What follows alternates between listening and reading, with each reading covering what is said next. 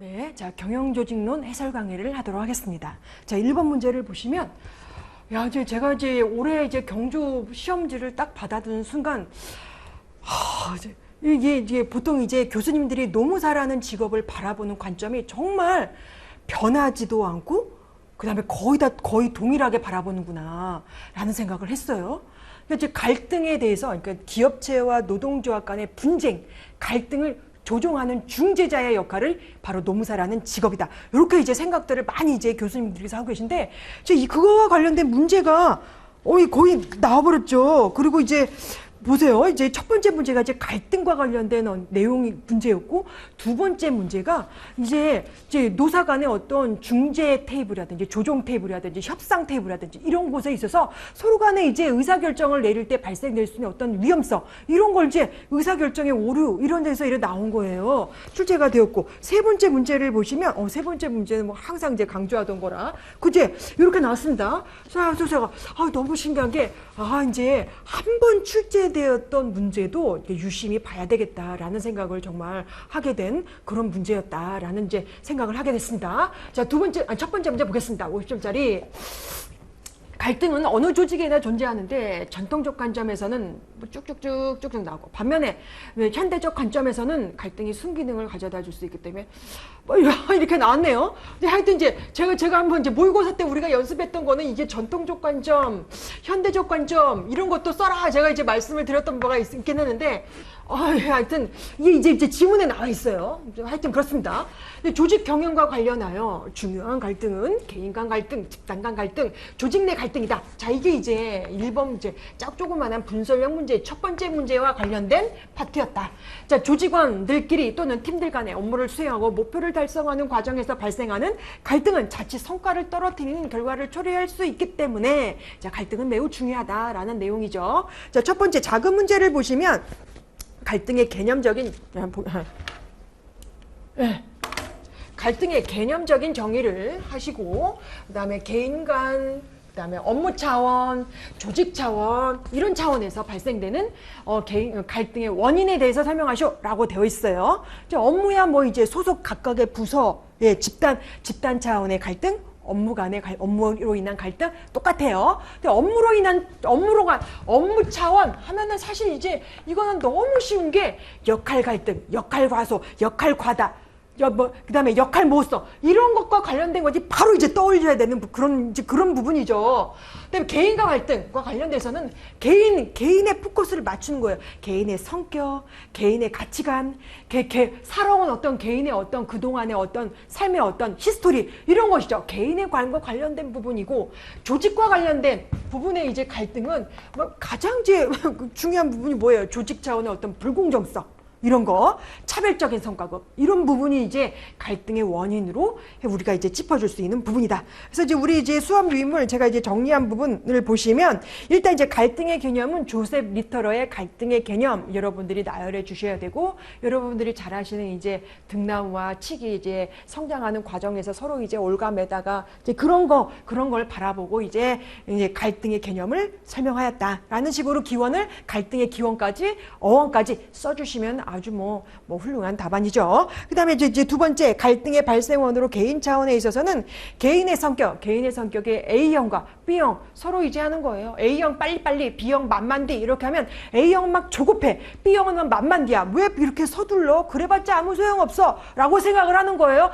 두 사람이 만나면 계속 싸울 수밖에 없죠. 다시는 너랑 같이 스터디 안 해, 이렇게 생각할 수 있다는 거예요. 근데 두 번째, 업무의 업무 숙련도, 개인의 업무 능력 간의 차이, 당연히 갈등이 발생되는 근원적인 부분이죠. 그래서 어느 정도 능력이, 보통 수준의 능력을 가진 사람들만 몰려다니는 그런 경향. 그래서 업무 능력이 조금 숙달되지 못하면 그 기간 동안 조직 구성원은 그동안 얼마나 힘든지 아십니까? 회사에서 원하는 업무 결과물을 내놓지 못했을 때 어떤 박탈감, 상실감, 다 말할 수가 없죠. 그다음에 마지막으로 적절하지 못한 커뮤니케이션, 이런 부분이에요. 말을 할 때 기술적인 부분이 필요한데, 상대방의 입장을 헤아리지 못하고 내가 막 내뱉어 버리면 상대방은 당연히 상처를 입을 수밖에 없죠. 근데 사실 저도 이제 이런 부분은 항상 제가 느끼고 있는 건데, 정말 커뮤니케이션은 정말 갈등이 발생되는 어떤 근원적인 부분이기도 되기도 한다. 항상 제가 느끼는 부분이에요. 이제 여러분들 나중에 이제 사회생활 하고 나면 제 말을 많이 이제 실감하고 계시겠죠. 자, 그 다음에 자, 내년도 시험에서 언제나 전년도 시험을 항상 유의 있게 보고 내년도 시험을 예측하는 그런 경향이 있어요. 그러면 여기서 나오는 갈등의 원인에서 첫 번째, 커뮤니케이션 놓치지 말고 봐야 된다라는 거 꼭 이제 생각을 해 두시고요. 그다음에 제 집단 차원 내지는 업무 차원에서 발생되는 갈등의 요인 해서 이제 뭐 상호 의존 관계, 상호 의존성 뭐 이런 거 좋아요. 그다음에 이제 역할 갈등, 역할 모호성, 역할 과다, 약할 과소 이런 것도 써주셔도 아니다, 틀린 답 아니다, 맞는 답이다. 그 다음에 이제 조직 차원의 갈등의 원인을 보시면 회사의 자원이 희소해. 당장 급여를 줄 재원적인 자원이 없어요. 네, 시설을 지원할 시설을 구매할 비용이 없어요. 이런 이제 자원의 희소성이라든지 조직 차원의 어떤 제도적인 불공정성이라든지 또 위계적인 조직 구조, 수직적인 조직 구조, 이제 상사의 어떤 지시적인 리더십 이런 거 이제 너무 독재적인 상명하달식 리더십이라든지 이런 경우에 있어서 갈등이 발생되는 원인으로 자리 잡기도 합니다. 자, 여러 가지 뭐 원인이 있는데 아마 이제 뭐 세 가지만 써라, 각각의 세 가지만 써라, 각 차원별로 세 가지만 써라 이런 점만 유의해서 여러분들이 각각 목차 달아서 써주시면 되겠습니다. 자, 두 번째 문제. 자, 이거죠. 개인 간 갈등의 유형을 토마스 라힘 킬만의 이제 갈등 처리 의도 모형에 대해서 그림도 그리고 각각의 5가지 전략적 차원의 개념과 장단점을 써보시오 라는 내용이죠. 각 유형의 개념과 장단점 이렇게 되어 있어요. 그래서 자, 그림을 그릴 때는 자, 가로축은 타인 협력, 세로축은 자기 주장 이렇게 해서 각각의 그림 이렇게 해서 하나의 각각의 행동 전략 써주시면 되겠습니다. 자, 유인물 봐주세요. 자, 경쟁. 첫 번째, 경쟁. 한정된 자원의 확보를 위해서 상대방의 입장을 전혀 고려하지 않은 채 자신의 이익만 고수하고자 하는 행동 전략을 말하는 것이고, 이때의 장점은 뭔가 이익을 추구하지 않는 신속한 어떤 결단력 이런 것들이 있기 때문에 따르는 부하 직원들이 굉장히 좋아합니다. 호의적이에요. 그러나 어때요? 그 과정 속에서 어느 한쪽 상대방은 루저가 되어야 된다는 단점이 있다는 것이죠. 뭐 선생님 뭐 좋은 거 아니에요? 라고 생각할 수 있지만 장기적인 상생의 파트너 관계를 생각해 볼 때는 내가 위너고 넌 루저야 이거 자체는 굉장히 안 좋다. 그 상황 자체가 매우 안 좋습니다. 자, 이런 게 이제 단점으로 작용할 수가 있고, 협동, 콜라보레이팅 해서 서로의 목표, 관심, 이해관계 이런 부분에 있어서 문제 해결을 위한 통합적인 전략적인 행동 방향을 추구하고자 하는 그런 이제 전략이 되겠죠. 장점을 보시면 상대방의 입장을 이해하고 내 입장도 수용하면서 나의 입장도 얘기하면서 뭔가 협동적인 뭔가 좀 공동의 어떤 거대한 상위 목표를 구사할 수 있다는 점에서 장점이 있지만 너무 장기간 소요된 시간이 너무 많이 소요된다라는 이제 단점이 있어요. 타협, 컴프로마이징 해서 양 당사자가 서로 조금씩 양보하는 거예요. 조금씩 양보하면서 내 입장도 중요하지만 너의 입장도 중요하니 내가 이것을 양보하고 너의 입장을 받아들이겠다라는 식으로 기브 앤 테이크 방향이 되겠죠. 장점은 평화를 유지할 수 있지만 자칫 부하 직원이 바라볼 때는 우유부단하게 바라볼 수가 있습니다. 회피를 보시면 회피, 어보이딩, 의사결정자 간에 직면한 문제와 갈등에서 자신의 입장을 일단 철회하는 것이죠. 장기적인 성장과 전망과 비전을 바라보기 위해서 내가 다음 단계는 내가 양보할 수 없어. 그러나 지금은 내가 양보할게. 라고 해서 장기적인 이보 전진을 위한 지금 당장의 일보 후퇴 전략을 회피 전략이라고 얘기를 합니다. 장점은 에너지와 시간을 저축할 수 있어요. 그리고 좀 더 장기적인 전망을 구사할 수가 있다. 그러나 단점은 좀 더 비겁해 보일 수 있다는 단점이 있습니다. 수용을 보시면 수용이란 상대방의 관심사를 우선시하고 상대방의 이익을 먼저 이제 수용하고자 하는 전략을 말하는 것이죠. 그래서 이런 경우가 가장 대표적인 것이 신입사원이 입사하고 나서 업무를 잘 모르잖아요. 역할 모호성 때문에 이제 상사가 기다려주는 거예요. 빨리 업무에 익숙할 수 있도록 뭔가 시간을 기다려주는 해주는 그런 게 이제 수용 전략이 되겠습니다.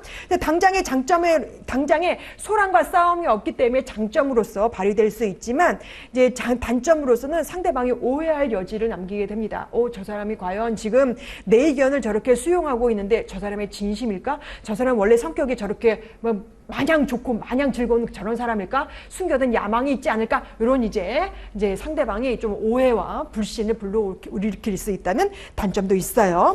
자, 마지막 세 번째를 보시면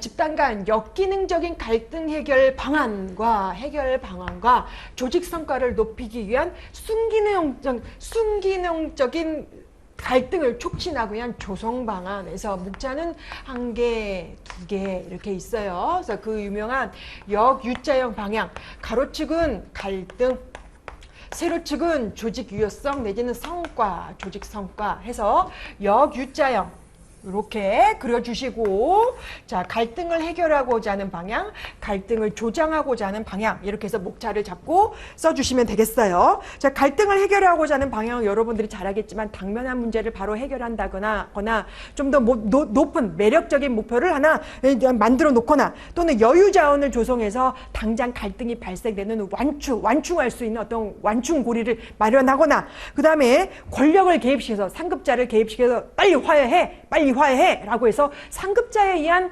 화해를 유도하거나, 그 다음에 직접적인 대면에 의한 해결을 유도하거나, 그 외에 많죠. 커뮤니케이션의 활성화, 물리적인 분리, 뭐 이런 거. 근데 뭐 이런 여러 가지 방향이 있습니다. 다 이제 여러분들이 생각나는 대로 쭉쭉쭉 써주시는 그런 답안에 해당이 되는 것이고, 갈등의 조장 방향, 갈등의 조성 방향이라고 해서 커뮤니케이션 형태를 변경한다. 그래서 지금 한번 예전에는 그냥 지시적인 리더십이었지만, 또는 이제 보고적인 수직적인 리더십이었지만, 쇠사슬형 리더십이 쇠사슬형 커뮤니케이션 유형이었지만, 그것을 이제 원활하게 팀제로 바꿈에 의해서 막 원활하게 원형이라든지 완전 연결형이라든지 이런 커뮤니케이션 형태를 구사를 해서 좀 더 이제 수평적인, 이제 창의적인 다양한 아이디어 도입에 의한 뭔가 이제 갈등이 발생될 수 있는 시간을 남겨둔다. 그래야만 좀 더 창의적인 아이디어가 발생될 수 있기 때문에 그렇죠.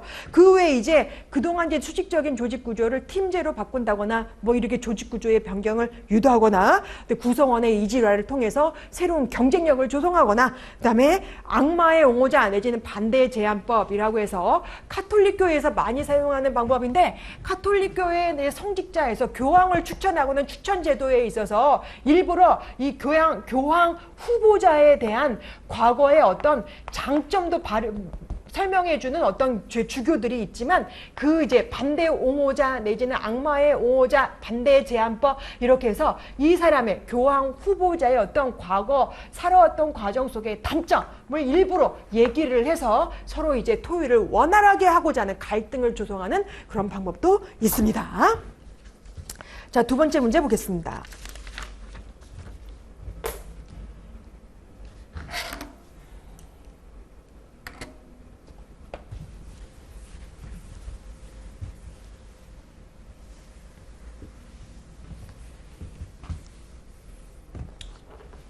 두 번째 문제.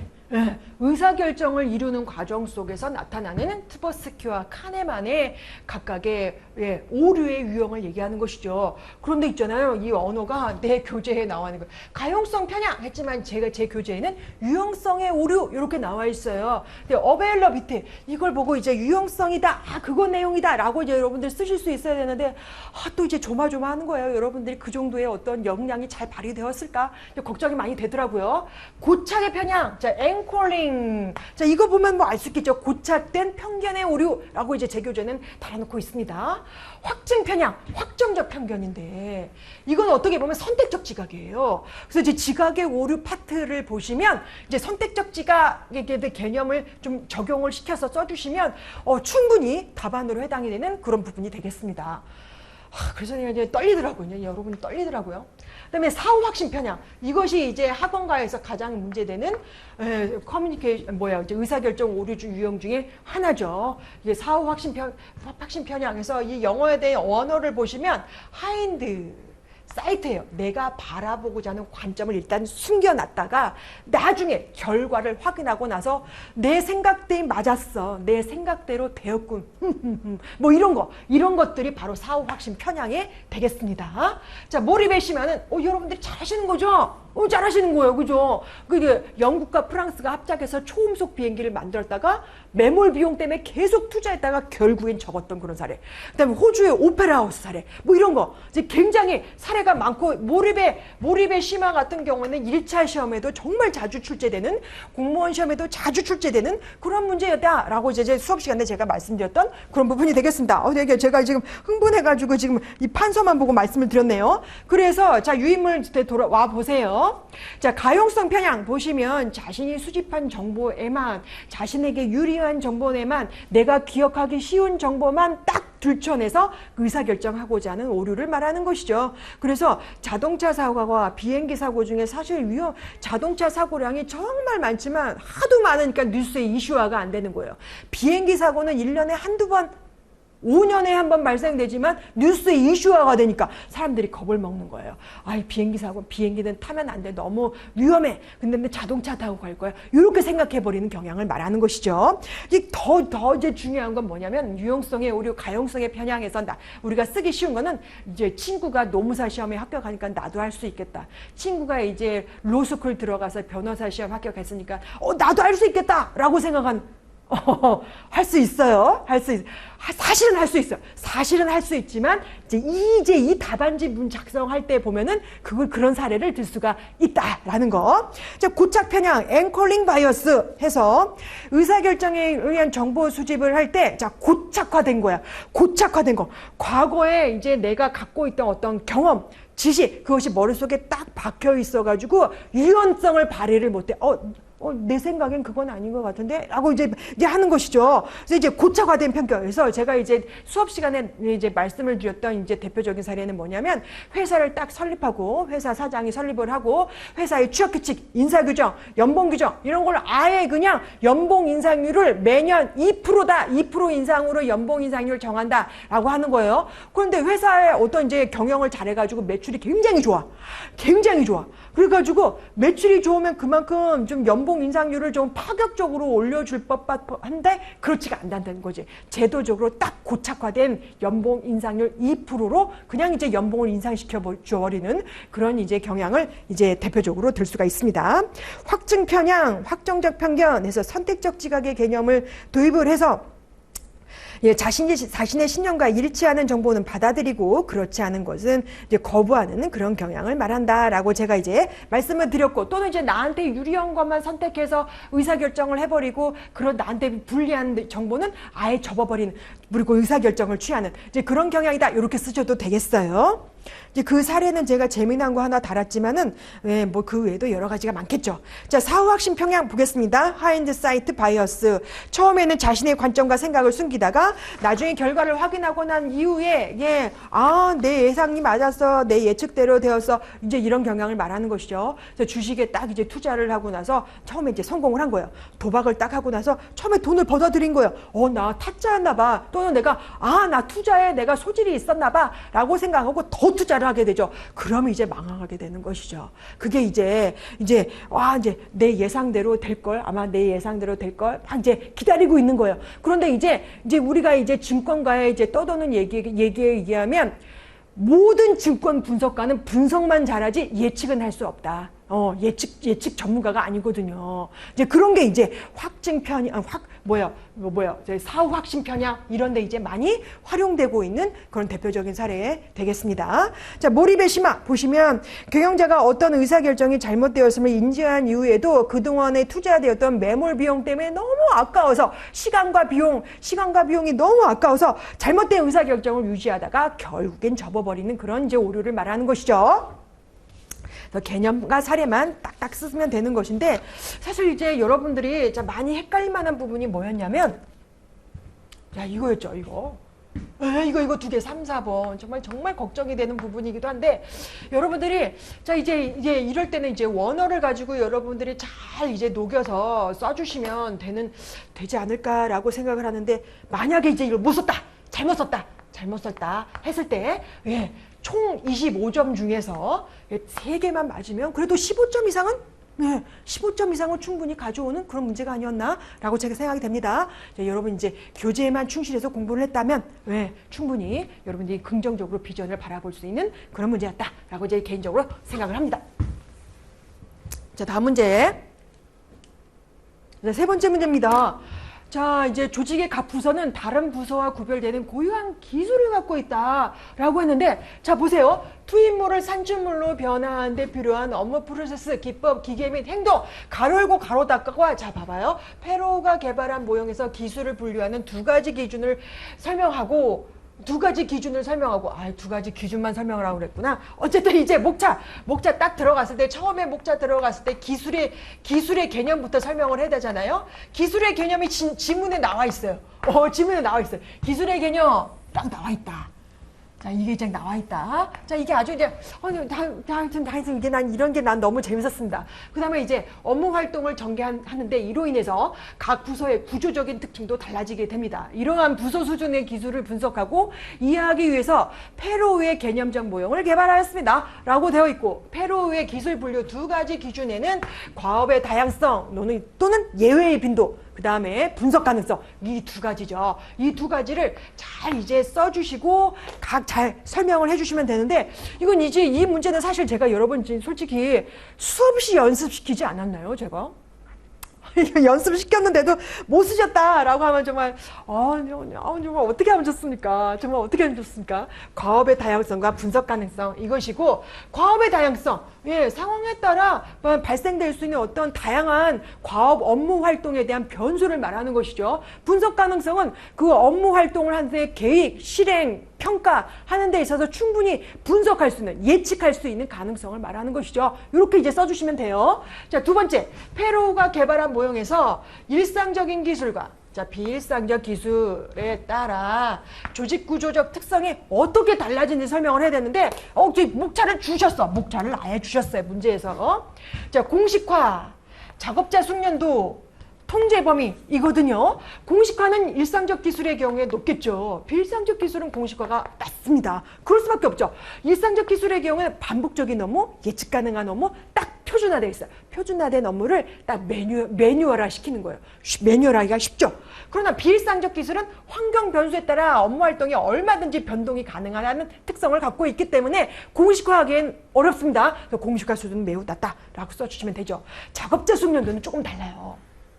데프트 교수님 교재에 보면은 어느 한쪽이 높고 낮다 이렇게 되어 있지는 않아요. 사실 이제 작업자 숙련도의 개념을 보면은 일상적 기술의 경우에는 사무직 보세요. 반복적이고 일상적인 일상적인 사무직 업무에 있어서 그 단조로운 업무의 숙달된 조교 뭐 이런 이제 업무가 있단 말이에요. 비일상적 기술의 경우에는 기술의 경우에는 종업원의 어떤 학력, 경력, 고난이도의 기술 이런 거에 의존하는 어떤 업종으로 이제 분류가 되는 것이죠. 그들의 어떤 경험에 기반한, 기술에 기반한 숙련도의 기준을 말하는 것이다 라고 해서 각각의 숙련도의 성질이 다릅니다. 그래서 이런 부분은 개념적인 부분만 싹 이제 나열해 주시고 어느 한쪽이 높고 낮다 이런 이제 구분 없이 각각의 일상적 기술의 경우에는 작업자의 숙련도는 작업자의 경험과 기술과 업무 특성에 기반하여 나타나는데, 일상적 기술의 경우에는 단조롭고 사무적이고 일상적인 기술에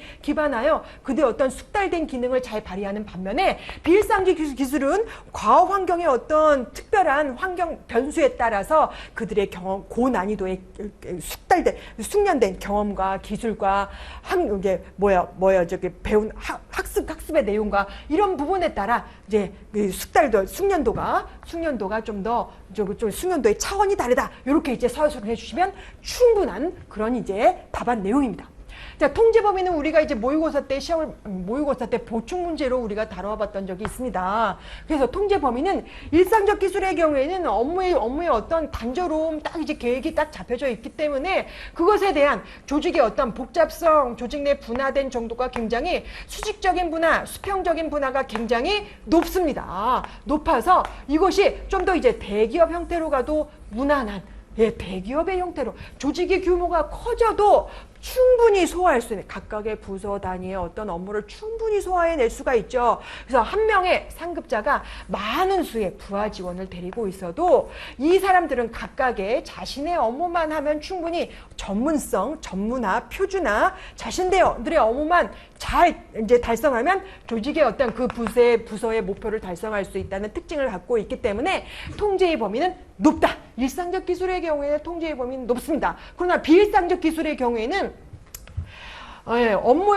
업무와 관련해서 발생되는 과업 환경의 변수가 이제 발생되는 것이기 때문에 종업원들이 어떤 경험도, 경력, 학력, 기술 이거 이제 의존해서 해야 하는 이제 업무로 이제 구성되어 있는 것이거든요. 그래서 이제 상급자가 부하 직원들의 그들의 어떤 숙달된 어떤 기능 이것에 의존한다는 차원에서 통제의 범위는 이제 많은 수의 부하를 통제하기가 힘들다. 이제 소수의 통제 범위를 좁게 해서 그들의 어떤 역량을 충분히 발휘하는 차원으로 나타나는 것이 맞습니다. 그래서 통제 범위는 비일상적 기술의 경우에는 좁다. 이렇게 이제 써주시면 되는 문제였어요.